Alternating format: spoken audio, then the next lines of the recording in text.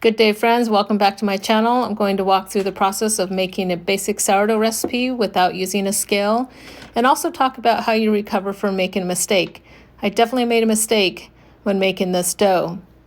This recipe requires 1 3/4 cup of water, 1/2 cup of sourdough starter at its peak, 4½ cups of bread flour, and 2 teaspoons of salt. And you'll see here I'm adding the starter to the water, and I'm going to stir that until it becomes a milky consistency.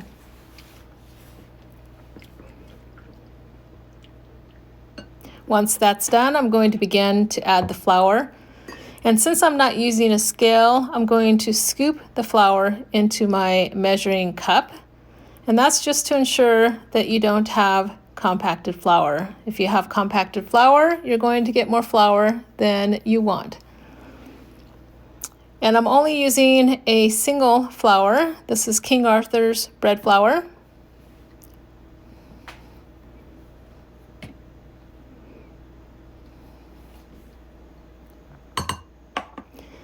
Now I'm going to put in the last ½ cup, and I'm just going to reuse the measuring cup I used for the sourdough starter. Then I'll be adding the salt, and you do not want to forget the salt in your sourdough. It will not taste the same. Once that's in there, I'm going to begin mixing. And this is when I realize something is wrong. The dough is way too dry and it's not coming together. And in the moment, I'm not sure if I lost track of how many cups of flour I put in or if I didn't put in enough water. I just know that it is not right.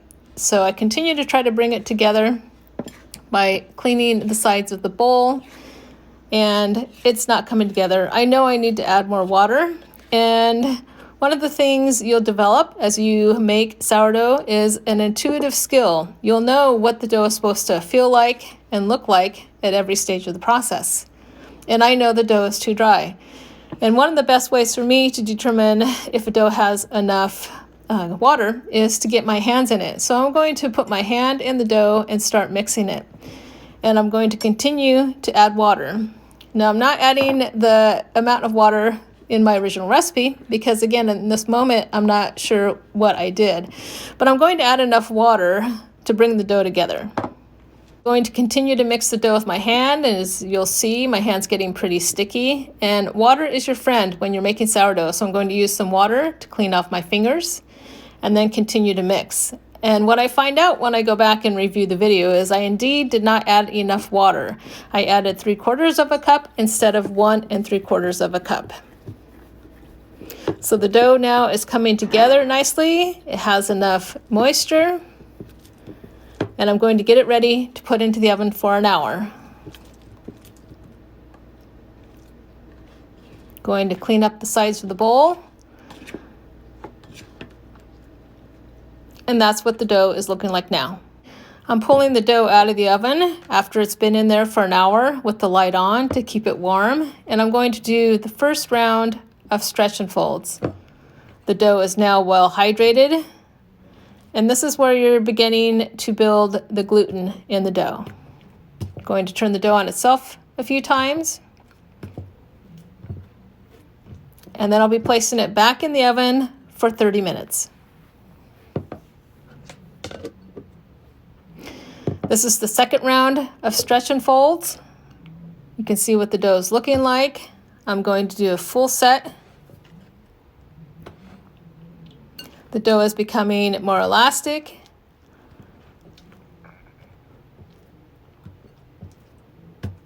I'll be turning the dough on itself again.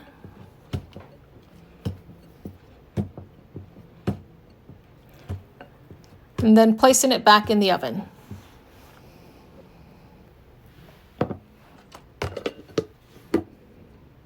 This is the third round of stretch and folds. This is what the dough is looking like.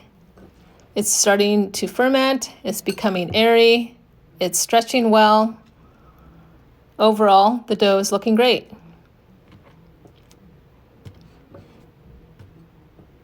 Now, on the third stretch and fold is when I check for window pane. So I'm going to do that, and that's checking to see if you have developed the gluten enough. And the window pane test looks pretty good, but I decide I'm going to do a fourth stretch and fold. So I'm going to put it back in the oven for another 30 minutes. This is the fourth round of stretch and folds. You can see the fermentation has begun. The dough is stretching nicely. And I'm going to do another window pane test.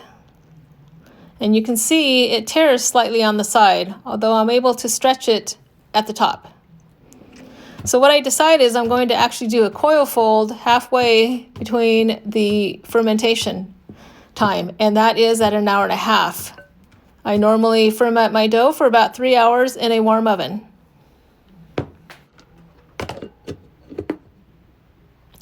This is the dough at an hour and a half. You'll see my husband behind me. This is a working kitchen. And I'm going to do a coil fold.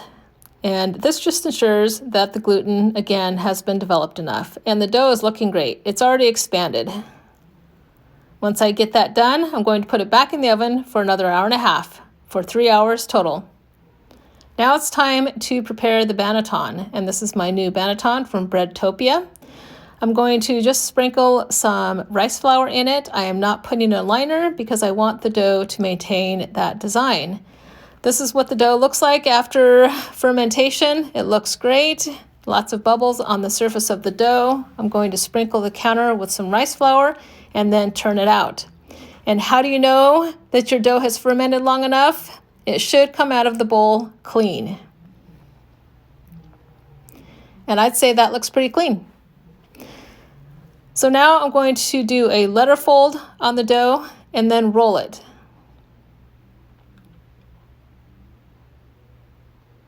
And you can see the dough is sticky, and I'm going to use my bench scraper to bring it all together and then to start building tension on the surface of the dough.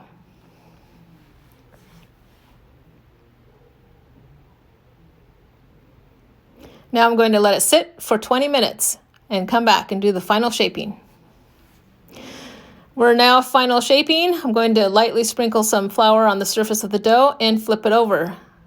I'm going to do another letter fold, pop that big bubble, and then roll it.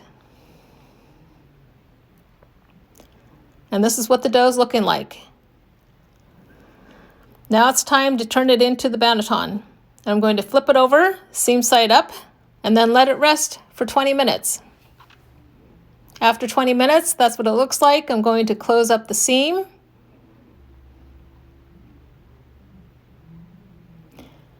And then cover it and put it in the refrigerator for 12 hours. This is the next day. I'm going to take the sourdough out of the refrigerator. I did put a plastic bag around it to ensure that it doesn't dry out. Let's take a look and see what it looks like.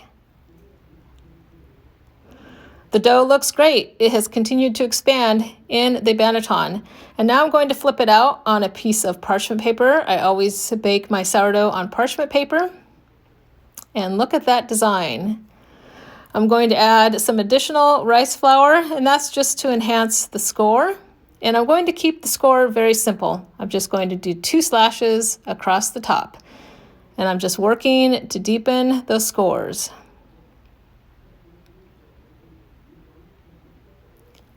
Then I'll be placing it into an oven for 40 minutes at 450 degrees, and this is what it looks like. The bread looks great. Nice color, nice design. Now that the bread has cooled for 2 hours, it's time to reveal the crumb, and that's what it looks like on the bottom and top. And down the center we cut.